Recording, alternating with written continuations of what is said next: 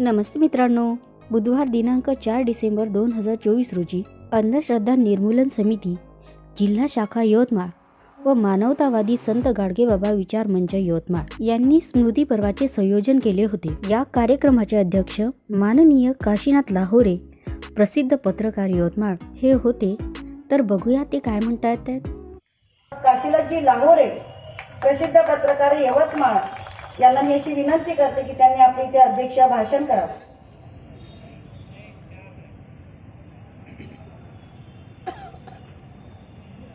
स्मृती पर्वाच्या संत कबीर विचार पीठावरील सर्व मान्यवर मंडळी, माझे मित्र दशरथ, भानुदास, भानुदत्तचे जावई डॉक्टर प्रशांत सावरकर, आमचे क्षीरसागर साहेब आणि आपल्या सगळ्यांना माहिती आहे, बरेचदा विषयावरशी बोलताना काहींच्या भावना दुखावण्याची शक्यता आहे। कारण आजचा ढोंगी समाज यामध्ये बहुतेक जण येतात, मीही येतो, आपणही येत असाल काही अपवाद वगळून। त्यामुळं मी सर्वप्रथम आपली सगळ्यांची क्षमा मागतो। केवळ आपलं मन दुखावणं हा त्यामागचा हेतू नाही, तर आजचा समाज या महापुरुषांच्या विचाराने किती वागतो आहे आणि किती सोंगढोंग करतो आहे हे निदर्शनास आणून देण्याचा एक अल्पसा प्रयत्न आहे।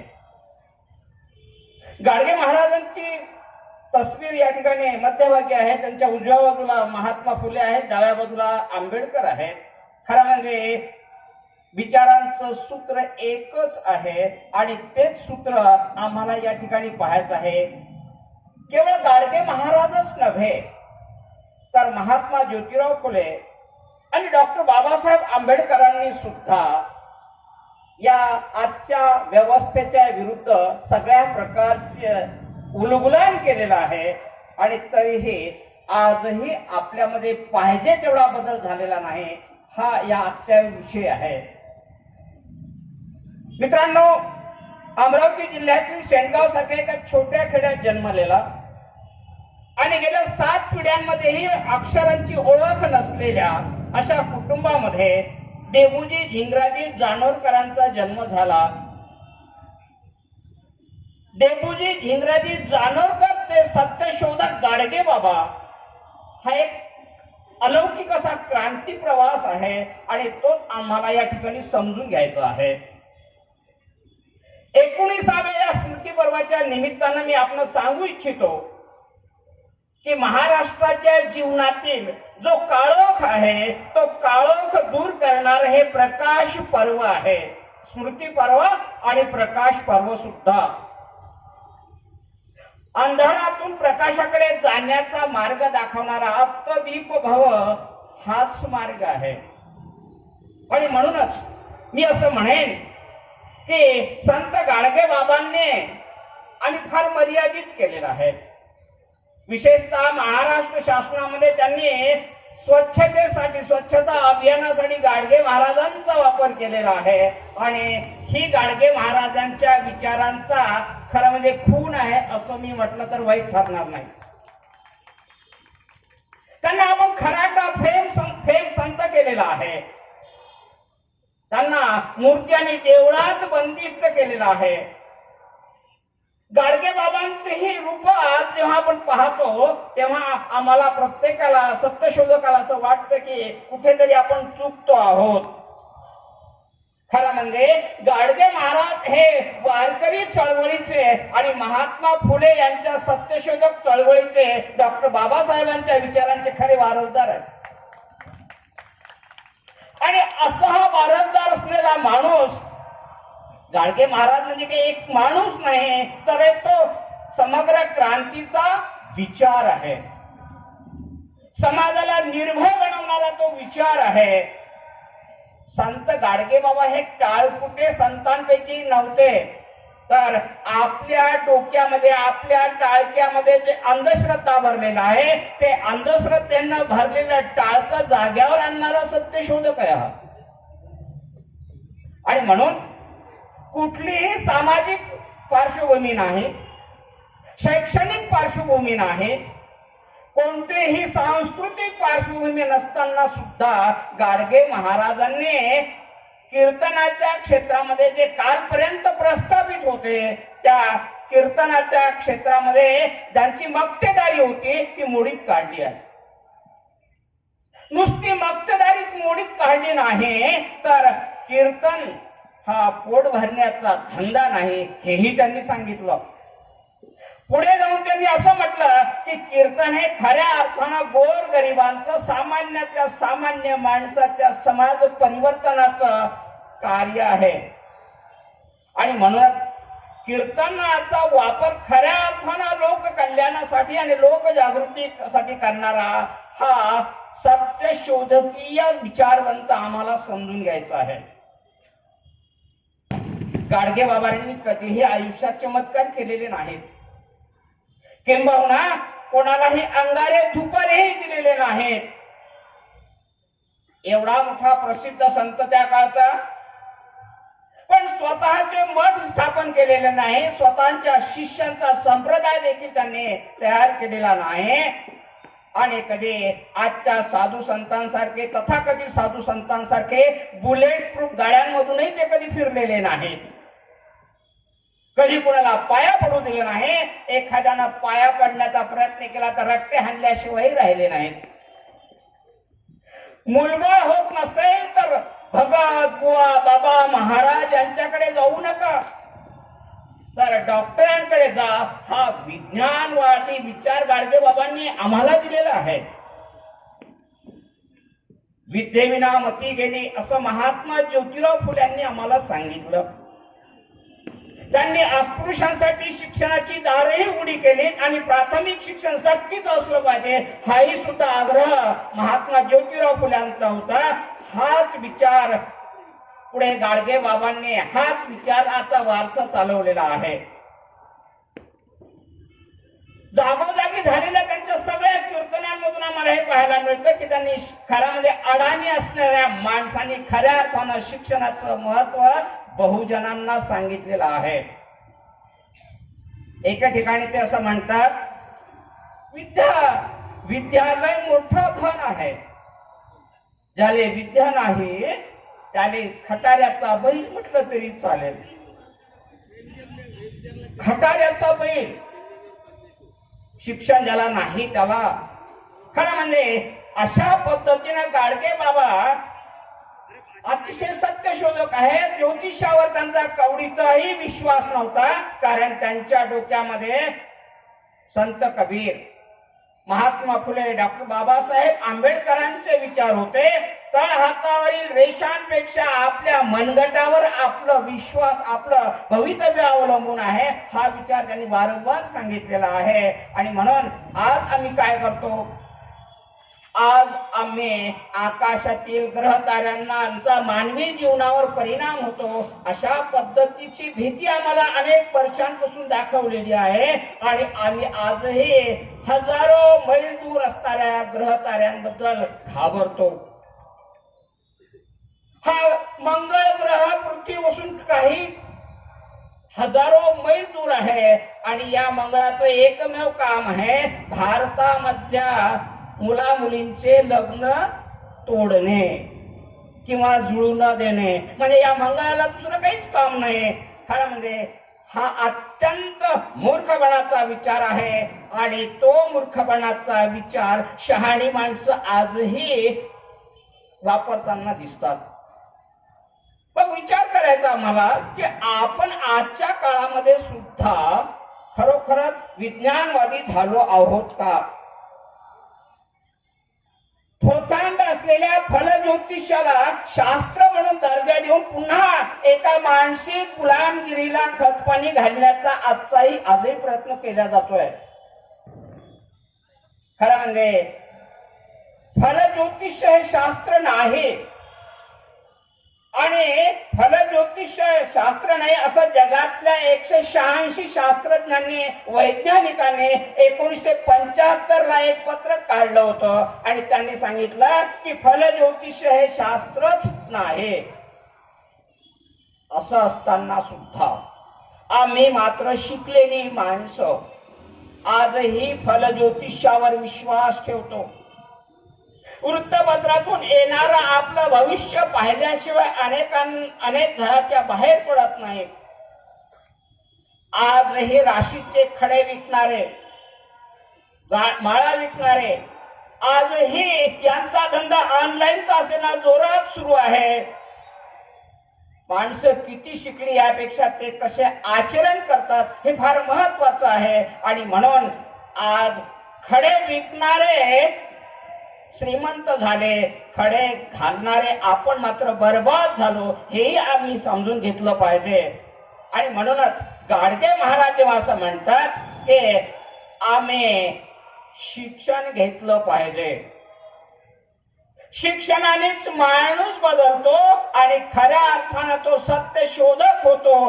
कोण्या ग्रह ताऱ्यांनी कोणाचीही दशा बदलत नाही. दशा आणि दिशा बदलण्याचं कार्य फक्त शिक्षण करू शकतो. आणि म्हणूनच महात्मा फुले, डॉक्टर बाबासाहेब आंबेडकर, ते गाडगे महाराज ही विचारांचा एक प्रवाह आहे आणि या प्रवाहामध्ये एकात्मता आहे, साम्य आहे. आज आपण पाहतो की उठसूट अनेक बाबतीमध्ये आम्ही सत्यनारायण करतो, उठसूट अनेक बाबतीमध्ये आम्ही भूमिपूजन करताना सत्यनारायण करतो. गाडगे महाराजांनी महाराष्ट्रामध्ये एवढ्या धर्मशाळा बांधल्या, पण कोणत्याही धर्मशाळा बांधताना त्यांनी कुठलाही यज्ञ केलेला नाही. ती धर्मशाळा लोकांना अर्पण करताना सत्यनारायण केलेला नाही. आज मात्र आपण पाहतो की वास्तुशास्त्र हा एक धंदा झालेला आहे, पैसे कमावण्याचं साधन झालेलं आहे. आपलं घर, आपले पैसे सल्ला मात्र भटजीचा किंवा वास्तुविशारद तज्ञांचा. त्यांनी जसं सांगायचं तसे आम्ही घर बांधायचो. घराचा दरवाजा कोणत्या दिशेला, घराची विहीर कोणत्या दिशेला, भिंतीला कोणता रंग द्यायचा, देवघर कुठे असावं, हे सगळे तथाकथित वास्तुशास्त्रज्ञ सांगतात. आणि आम्ही सुद्धा डोके गहाण ठेवून ते जशाला तसं मांडतो. बरेचदा तर आम्हाला असं पाहायला मिळतं की नवीन घर जाऊ द्या, जुन्या घराला सुद्धा हे वास्तुशास्त्रज्ञ तथाकथित म्हणतो मी, हे तथाकथित वास्तुशास्त्रज्ञ अनेकदा पाडायला लावतात आणि नवीन बांधायला लावतात. खरं म्हणजे ही पैशाची उधळण आहे. या षडयंत्रातून आम्हाला बाहेर येण्यासाठी गाडगे महाराज समजून घ्यायचं गरज आहे. अलीकडच्या काळामध्ये गाडगे महाराज आपण पाहतो की गाडगे महाराजांनी अनेक गोष्टी सांगितलेल्या आहेत. त्यापैकी एक गणपतीचं सुद्धा दिलेलं आहे त्यांनी उदाहरण. आपण सगळे बहुजन या ठिकाणचे बहुतेक गणपती बसवतो, वाजत गाजत आणतो, मिरवत आणतो, ढोल ताशे वाजतो, त्याची आरती करतो आणि त्यामध्ये नुसतीच मूर्ती आणून त्याची पूजा करत नाही किंवा देवीची पूजा करत नाही. जोपर्यंत एखादा पंडित किंवा एखादा पडित पंडित जोपर्यंत येऊन त्या मूर्तीमध्ये प्राण प्रतिष्ठा करत नाही, तोपर्यंत त्या मूर्तीची पूजाही केली जात नाही. आणि 10 दिवस पूजा केल्यानंतर, त्याच्या आरत्या केल्यानंतर, प्रसाद वाटल्यानंतर ढोल ताशे बडवत आम्ही 10व्या दिवशी त्याला जलसमाधी देतो. खरं म्हणजे गाडगे महाराज म्हणतात ही भक्ती नाही. ज्याची एवढी सेवा केली त्याला तुम्ही जिवंतपणे पाण्यामध्ये बुडवता. खरं म्हणजे त्यांनी जर तुमच्यावर फौजदारी केली तर तुमची कसं होईल. कारण प्राण प्रतिष्ठा तर तुम्ही करता, पण मूर्ती शिरवण्याच्या आधी त्याच्यातलं प्राणहरण थोडंच करता, प्राण काढून नाही देत, तसाच तुम्ही त्याला डुबवता. आणि खरं म्हणजे मी सुरुवातीला तुम्हाला म्हटलं की काही माणसांची मन दुखावण्याची शक्यता आहे. जी वस्तुस्थिती आहे ती मी आपल्या समोर मांडतो आहे. यातलं सगळं गाडगे महाराजांनी सांगितलं म्हणून मी त्यातल्या त्यात सुरक्षित आहे आणि म्हणूनच मी हे बोलण्यात धाडतो.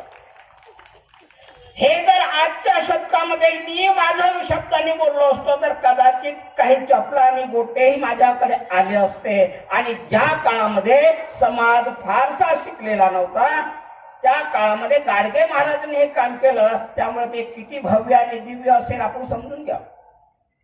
ज्या काळामध्ये महात्मा फुल्यांनी काम केलं, डॉक्टर बाबासाहेब आंबेडकरांनी काम केलं, त्या काळची परिस्थिती अत्यंत विपरीत होती आणि अशा विपरीत परिस्थितीतही या माणसाने एवढी कामं केली. आणि म्हणून लक्षात घ्यायचं आहे की आपण कुठे आहोत. मूर्तीची प्राणप्रतिष्ठा आहे, खरं म्हणजे खरं एक वेगळं गोड बंगालच आहे. गाडगे महाराज असं म्हणतात आणि नंतर अनेक महापुरुषांनी असं म्हटलं की जर प्राणप्रतिष्ठा केली तर मग मूर्ती नंतर हालचाल का करत नाही, एका ठिकाणाहून दुसऱ्या ठिकाणी का जात नाही. असे अनेक प्रश्न यांनी विचारलेले आहेत आणि ते प्रश्न जर आम्ही आमच्या मनाला आजही विचारले तर कुठेतरी स्पार्क झाल्याशिवाय राहत नाही. आणि म्हणून प्राणप्रतिष्ठा केल्यानंतर तर मूर्ती सजीव होते का, ती स्वतःची कामं स्वतः करते का, हे एकदा प्राणप्रतिष्ठा करणाऱ्या पुजाऱ्यांनी स्पष्ट केलं पाहिजे. त्यामुळे मूर्तीतील प्राणप्रतिष्ठा हा शेकडो वर्ष हिंदू धर्मातील पुजाऱ्यांनी बहुजन समाजाची दिशाभूल करण्यासाठी वापरलेले धार्मिक षडयंत्र आहे. हे षडयंत्र आम्ही समजून घेतलं पाहिजे. सत्यनारायणाच्या कथेची सुद्धा त्यांनी अशीच चिरफाड केलेली आहे. विशेष म्हणजे 8 नोव्हेंबर 1956 ला बांद्रा पोलीस स्टेशनच्या अंगणामध्ये त्यांनी जे कीर्तन केलं, खरं म्हणजे या पोलिसांनी सत्यनारायणाचीच पोथी ठेवली होती आणि त्यात गाडगे महाराजांना बोलावलं. गाडगे महाराजांच्या तत्वाच्या विरुद्ध असतानाही ते त्या ठिकाणी गेले आणि ज्यासाठी पोथी केली त्याच पोथीची चिरफाड केली. असं आपण करत नाही. बरेचदा एखाद्याने आपल्याला आदराने बोलावलं, पाहुणा म्हणून बोलावलं, सन्मानाने बोलावलं तर आपण त्याची चिरफाड करत नाही. पण गाडगे महाराज सत्य शोधक आणि म्हणून कीर्तनात ते म्हणाले की अरे देवाची ही भक्ती नाही. सत्यनारायण कोण करतो? जी माणसं लोभी आहेत तीच माणसं सत्यनारायण करतात. लग्न होत नाही सत्यनारायण, मूल होत नाही सत्यनारायण, घर बांधलं सत्यनारायण. कशा निमित्त काही का असेना, लाख निमित्त आहेत. आणि म्हणून सत्यनारायण आम्ही आमच्या जीवनाचा अविभाज्य भाग झालेला आहे. आणि त्यासाठी आम्ही जर ती पोथी वाचली तर त्या पोथीचा सारांश आपल्या लक्षात येईल की साधूवाण्यानं प्रसाद घेतला नाही, त्याने सत्यनारायण केला नाही आणि म्हणून त्याची करोडो रुपयाची नौका पाण्यात बुडाली. मग त्याला पश्चाताप झाला, मग त्यांनी सत्यनारायण केला, प्रसाद वाटला आणि बुडालेली नौका वर आली. किती अवैज्ञानिक, किती अशास्त्रीय सत्यनारायणाची पोथी. आणि म्हणून आपण साधे विहिरीत पडलेली बादली सुद्धा सत्यनारायण उडालेली नौका. ते असं म्हणायचं की दुसऱ्या महायुद्धामध्ये ब्रिटिशांचे लाखो रुपयांच्या नौका या समुद्रात बुडालेल्या आहेत. अरे भटजींनो, तुम्ही 2-2.5 रुपये काय घेता, हजारो रुपये घ्या, ही बुडालेली नौका सत्यनारायणी वर काढून दाखवा. खरं म्हणजे ते शक्य नाही. आणि तरीही बहुजन मात्र आजही ग्रामीण भागात आणि आपण शहरात सुद्धा मोठ्या प्रमाणात सत्यनारायण करतोच. ही वस्तुस्थिती आपण समजून घेतली पाहिजे. काही मुद्दे आपण या ठिकाणी चर्चेला घेणार आहोत, कारण गाडगे महाराज हा काही सरळ साधा आणि अतिशय कमी वेळामध्ये मांडणारा मुद्दाच नाही. आजही आपली मुलगी किंवा सून विधवा झाली तर तिच्या पुनर्विवाहाला समाज फारशी मान्यता देत नाही किंवा समाज फारशी रुची दाखवत नाही. परंतु गाडगे महाराजांचा एकुलता एक मुलगा गोविंदा पिसाळलेलं कुत्र चावल्यामुळे जेव्हा मरण पावला तेव्हा गाडगे महाराजांनी हे दुःख पचवलं. गोविंदाची पत्नी गयाबाईचं आयुष्य विस्कळीत होऊ नये म्हणून त्यांनी एक क्रांतिकारी निर्णय घेतलेला आहे. ते असं म्हणतात की गयाबाई माझी केवळ सूनच नाही तर लेक आहे. मी तिचा धर्माचा नसेल तरी कर्माचा बाप आहे आणि म्हणून गयाबाईचं उद्ध्वस्त आयुष्य होऊ नये म्हणून त्यांनी तिचा पुनर्विवाह करून दिला. चांदूर बाजार मधील वेल मंडळीतील संपतराव तर्हेकर या मुलाचे. मला सांगा, गाडगे बाबांचं हे सामाजिक आयुष्यातली क्रांतिकारी घटना आहे आणि या घटनेचा संबंध महात्मा ज्योतिराव फुले आणि आपल्या डॉक्टर बाबासाहेब आंबेडकरांशी सुद्धा आहे. मनुस्मृतीच्या 5व्या अध्यायात पुनर्विवाह नाकारलेला असताना सुद्धा गाडगे महाराजांनी या सगळ्या सनातन्यांच्या नाकावर टिचून आपल्या सुनेचा पुनर्विवाह करून दिला आणि म्हणूनच स्त्रीचे उद्घाते, स्त्रीचे स्वातंत्र्य जपणारे हे तीनही महामानव आहेत असं जर मी म्हटलं तर ते अतिशयोक्ती ठरणार नाही. महात्मा फुल्यांचे ते खरे वारसदार होते आणि डॉक्टर बाबासाहेब आंबेडकरांची त्यांची विवेकी नाते होते. आपण आणखी एक गोष्ट लक्षात घेतली पाहिजे. मागच्या वर्षीपर्यंत त्या ठिकाणी गोरे सर आणि काळे सर एक महात्मा ज्योतिराव फुल्यांनी सांगितलेली सत्यशोधक नियमावली लिहितचा बोर्ड लावलेला होता. त्यांनी महात्मा फुल्यांनी सांगितलेली 33 सत्यशोधक जगण्याची जी नियमावली आहे त्याच नियमावलीचा नंतर 22 प्रतिज्ञांमध्ये रूपांतर करण्याचं काम 1956 साली डॉक्टर बाबासाहेब आंबेडकरांनी केलं आणि त्याच 22 प्रतिज्ञांचा अतिशय संक्षिप्त असा सारांश दशसूत्रीच्या माध्यमातून गाडगे बाबांनी केला. 33, 22 आणि 10 हे सूत्र आपण समजून घेतलं पाहिजे. कारण ही वैचारिक एकात्मता मगाशी जे मी म्हटलं ती या अर्थानं आहे. 33, 22 आणि 10 कोणती आहे दशसूत्रे? भुकेलेल्यांना अन्न, तहानलेल्यांना पाणी, उघड्या नागड्यांना वस्त्र, बेघरांना आसरा, गरीब मुला मुलींचं शिक्षण, अंध पंगू लोकांना औषध, भिकाऱ्यांना रोजगार, पशु पक्ष्यांना अभय, दुःखी आणि निराशांना हिंमत, गरीब तरुण तरुणीचे लग्न. हे गाडगे महाराजांची दशसूत्री काय किंवा 22 प्रतिज्ञा काय किंवा 33 जगण्याचे नियम काय यामध्ये कुठेतरी आम्हाला समानता पाहायला मिळते. गाडगे महाराजांचं पहिलं चरित्र प्रबोधनकार ठाकरेंनी लिहिलेलं आहे. महाराष्ट्रातला एक मोठा विचारवंत आचार्य अत्रे हे सुद्धा गाडगे महाराजांच्या विचारांनी प्रभावित झाले होते. काही काळ ते गाडगे महाराजांसोबत फिरले. असा या महान विभूतींचा चित्रपट काढण्याचा ठरवलं आणि 1955 साली आचार्य अत्रेंनी महात्मा फुलेंच्या जीवनावरचा एक चित्रपट काढला आणि मगाशीच विलास काळेंनी सांगितलं की त्यावेळी डॉक्टर बाबासाहेब आंबेडकर, डॉक्टर माईसाहेब आंबेडकर, त्यानंतर ही सगळी मंडळी उपस्थित होती. विशेष म्हणजे मला एक सांगायचा पुढचा मुद्दा असा आहे की यावेळी या चित्रपटाचं जे मंगलाचरण होतं ते मंगलाचरण 3 ओळींमध्ये म्हणण्याचं कार्य गाडगे महाराजांनी केलेलं आहे. गाडगे महाराजांचा आजपर्यंत जसं हे शेवटचं कीर्तन एकमेव आपल्याला उपलब्ध आहे तसं महात्मा फुलेंच्या चित्रपटातल्या मंगलाचरणामध्ये प्रत्यक्ष गाडगे बाबा बोलत आहेत आणि गाडगे बाबांनी त्या चित्रपटाचं मंगलाचरण म्हटलेलं आहे. त्या मंगलाचरणाची 3च वाक्य आहेत, मी ते तुम्हाला सांगणार आहे. गाडगे महाराज श्रोत्यांना विचारतात, 100 वर्षापूर्वी मोठे थोर महात्मा जगप्रसिद्ध झाले कोण? तर ज्योतिराव फुले. मांगा महाराजांच्या मुलांच्या शाळेची सुरुवात कोणी केली? तर ज्योतिराव फुले. सत्य धर्माची स्थापना कोणी केली तर ज्योतिराव फुले. गोपाला गोपाला देवकी नंदन गोपाला. गाडगे महाराजांच्या जीवनातला हा एकमेव व्हिडिओ आजही उपलब्ध आहे. महात्मा फुले चित्रपटाच्या प्रारंभी आम्हाला तो पाहायला मिळतो. डॉक्टर बाबासाहेब आंबेडकरांनी एके ठिकाणी असं म्हटलेलं आहे की गाडगे महाराजांसारखा संत आपल्या देशामध्ये पाहिजे. त्यांना तुमच्या धनाची, मानाची, कशाचीही गरज नाही.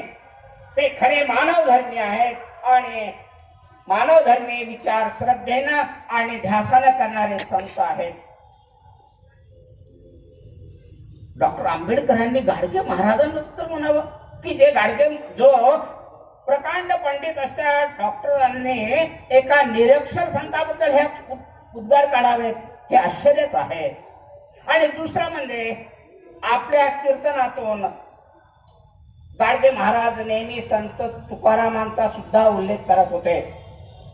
संत तुकारामांचे अनेक अभंग त्यांना पाठ होते आणि आपल्या कीर्तनातून ते जागोजागी त्यांचा उल्लेख करायचे. या दोघांमध्ये तुम्हाला एक साम्य पाहायला मिळतं. दोघही प्रसिद्धीच्या शिखरावर असताना दोघांनी हे आपले मठ स्थापन केले नाहीत. म्हणजे संत तुकारामांनी केले नाहीत आणि गाडगे महाराजांनी केले नाहीत. दोघांनी गुरु शिष्य परंपरा नाकारले. गाडगे महाराज असं म्हणतात, मी कुणाचा गुरु नाही आणि माझा कुणी शिष्य नाही. खरं म्हणजे आपल्यानंतर आपले अनुयायी आपला विचार पुढे चालवतील याची खात्री कोणीही देत नाही. आणि आपण असं पाहतो की आजपर्यंत झालेल्या महापुरुषांच्या अनुयायांनी बरेचदा त्यांचे विचार मोडीत काढलेले आम्हाला पाहायला मिळतात. महापुरुषांचे विचार घेऊन नाचण्यापेक्षा महापुरुषांनाच डोक्यावर घेऊन नाचणारा आपला समाज पाहिला की खरोखरच आपण किती ढोंगी आहोत हे लक्षात येतं.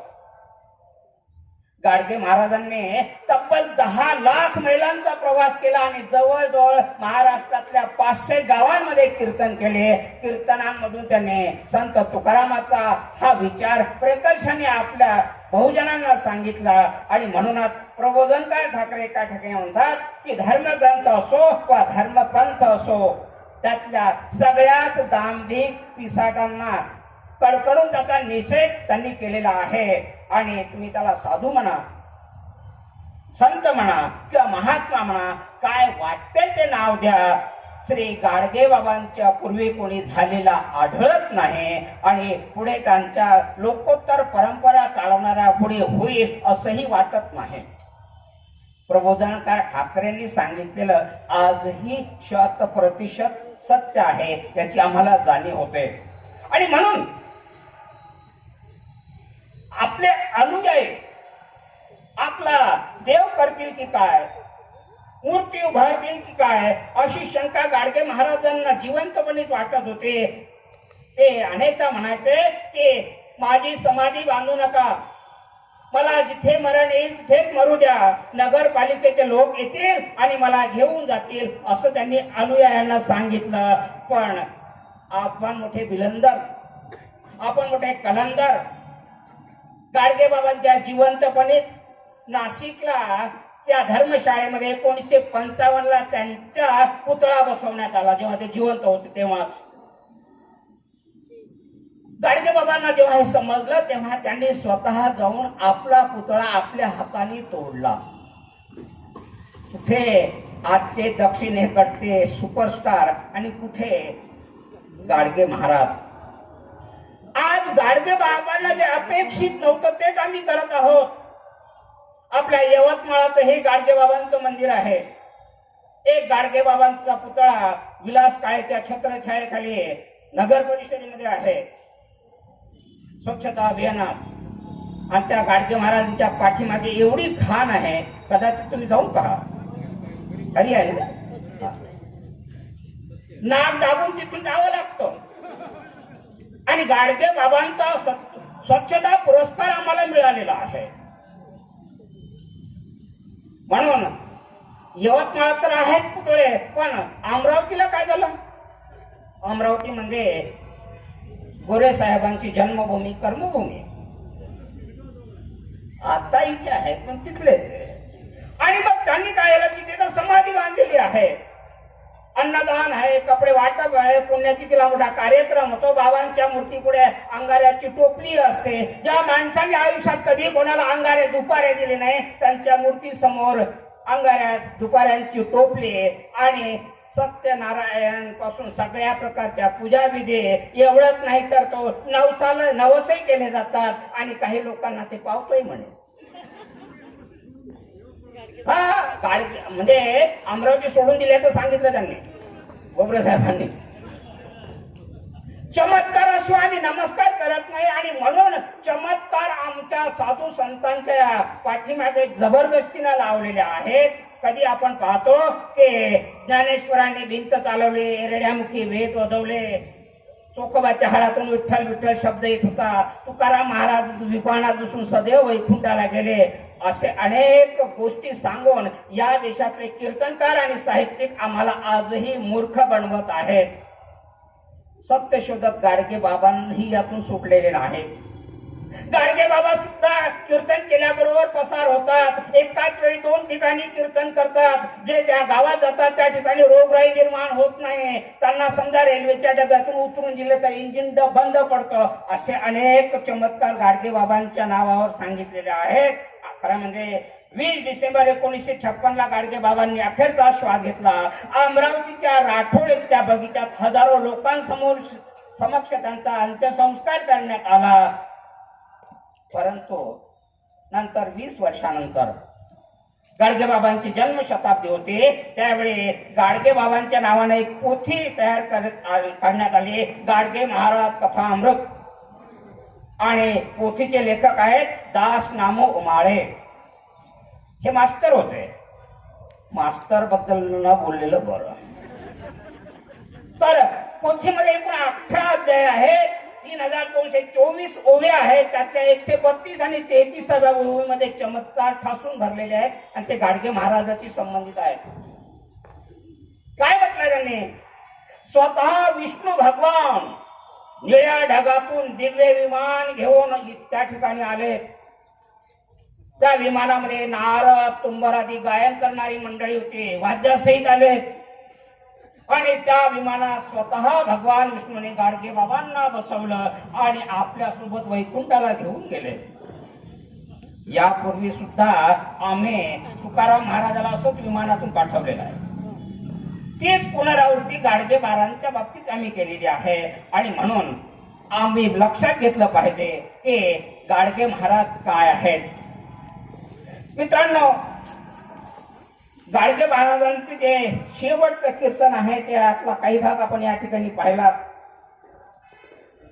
त्यानंतर ही 14 नोव्हेंबरला त्यांनी एक पंढरपूरला कीर्तन केलं. त्यांचे शिष्य कैकाडी महाराजांच्या आग्रहास्तव तिथे गेले. त्या ठिकाणी खरं म्हणजे 2 लाख तुळशी दल वाहण्याचा कार्यक्रम होता, पण त्याही ठिकाणी गाडगे बाबांनी फार त्याची चिरफाड केलेली आहे आणि म्हणूनच वयाच्या 80व्या वर्षी प्रकृती बरी नसताना सुद्धा त्यांनी हे सगळं केलेलं आहे.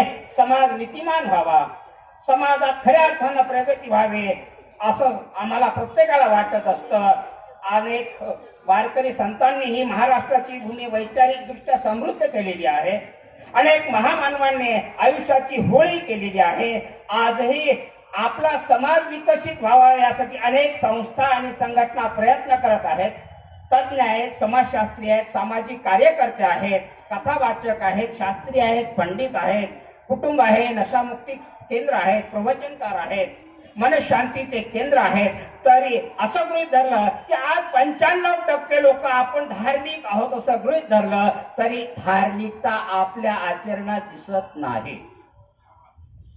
अवैध धंदे कमी झालेले नाहीत, गुन्हेगारी थांबलेली नाही. आमच्यात काळानुरूप सुधारणा होण्याऐवजी आमचं अधःपतन का होतं हा एक महत्वाचा प्रश्न आहे. आणि म्हणूनच एक शेवटचा मुद्दा मी या ठिकाणी सांगणार आहे.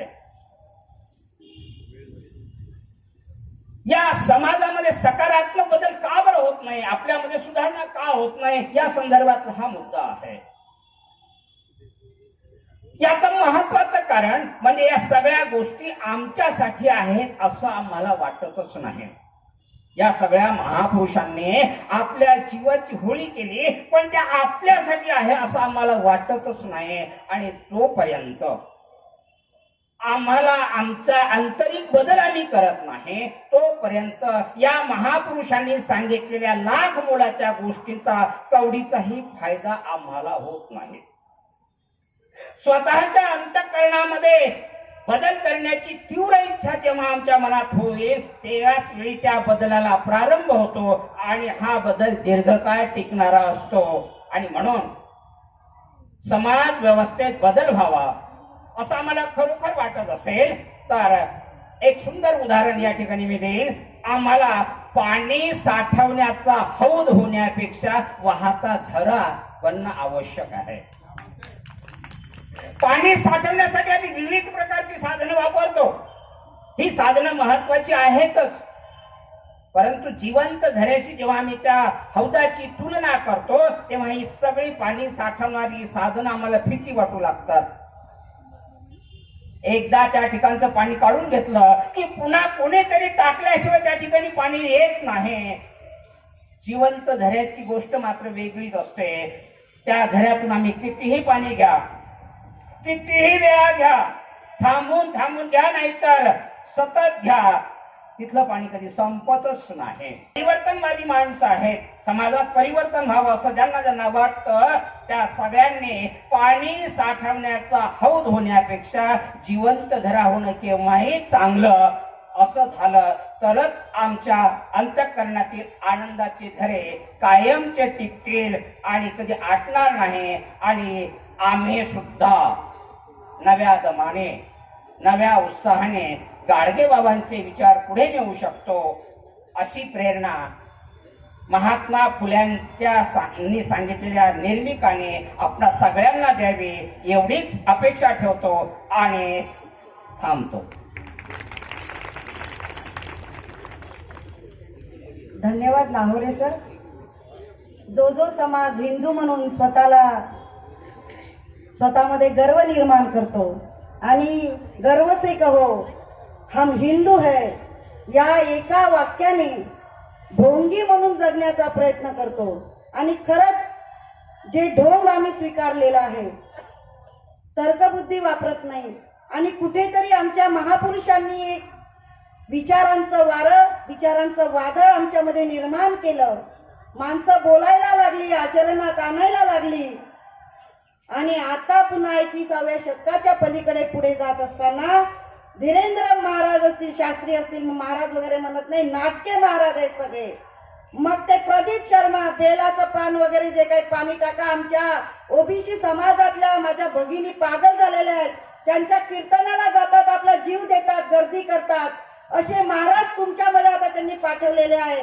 परत हिंदू राष्ट्राची संकल्पना, हिंदू वर्ण व्यवस्था, जात व्यवस्था आणि चातुर्वर्ण व्यवस्था आणण्याचं काम या महाराजांच्या माध्यमातून ते करत आहे. आणि हे ढोंग तुमच्यामध्ये टाकण्याचं काम करत आहे. अशा ढोंगी समाजाला खरंच आवाज देण्याची गरज आहे आणि तो आवाज हा गाडगे महाराजांचा, तथागतांचा, क्रांतिबांचा आणि महामानवांचा असणार आहे. म्हणून आपण ढोंगी का असेना पण ऐकून घेण्याची ताकद आता आपल्यामध्ये आणावी लागणार आहे.